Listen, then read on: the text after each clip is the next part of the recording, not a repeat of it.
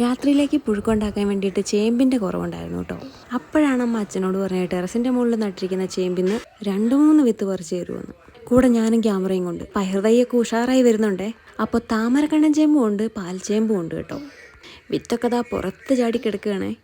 തൽക്കാലം നമുക്ക് 2 ചേമ്പും വിത്തിൻ്റെ ആവശ്യമേ ഉള്ളൂ. പക്ഷേ പറിക്കുവാണെങ്കിൽ മൊത്തത്തിൽ അങ്ങ് പറിക്കാമെന്ന് വിചാരിച്ചു അച്ഛൻ. അങ്ങനെ ദാ മൊത്തത്തിൽ പുഴക്കി എടുത്തിട്ടുണ്ട്. വിത്തുകളെല്ലാം അത് അടർന്ന് ചാടിയിട്ടുണ്ട്. അപ്പോൾ അച്ഛനെല്ലാം താഴോട്ടിട്ട് കൊടുക്കും. അമ്മ ക്യാച്ച് പിടിച്ചിട്ടില്ല, എല്ലാം പെറുക്കി എടുത്തു നിലത്തിന്ന്. പിന്നെ നിന്നിരുന്ന ആ പാൽച്ചേമ്പും കൂടെ അങ്ങ് അച്ഛൻ പറിച്ചു കേട്ടോ. നിറച്ച് ഉണ്ണിക്കണ്ണന്മാരെ പോലെ വിത്തുകളുണ്ടായിരുന്നേ, കുട്ടി കുട്ടി വിത്തുകൾ. വിത്തുകളെല്ലാം ഓരോന്നോരോന്നായി താഴേക്ക് ഇട്ട് കൊടുത്തു കേട്ടോ അമ്മയ്ക്ക്. തള്ളേനെ ആ പാത്രത്തിൽ തന്നെ നടാനാണേ പ്ലാൻ. കുരങ്ങുകളെയും പന്നീനെയൊക്കെ പേടിച്ച് നമ്മൾ ടെറസിൻ്റെ മുകളിലാണേ ചേനയും ചേമ്പും കാച്ചിലും ഒക്കെ നട്ടേക്കുന്നത്. അങ്ങനെ അത് അവസാനം തള്ള മാത്രമായി. പച്ച തണ്ടുള്ള ചേമ്പ് പാൽച്ചേമ്പാന്ന് ഞാൻ ഇപ്പോഴാണ് മനസ്സിലാക്കിയത്. വയലറ്റ് കാച്ചിലാണ് കേട്ടോ ഈ നിൽക്കുന്നത്. തൽക്കാലം അത് പറിക്കാൻ ഉദ്ദേശിക്കുന്നില്ല, അതുകൊണ്ട് ഞാൻ മൂടി വെച്ചു കേട്ടോ. എന്നിട്ട് തിരിച്ചിറങ്ങിപ്പോന്നു. ഇത് രണ്ടും കൂടെ കൂട്ടി ഇത്രയും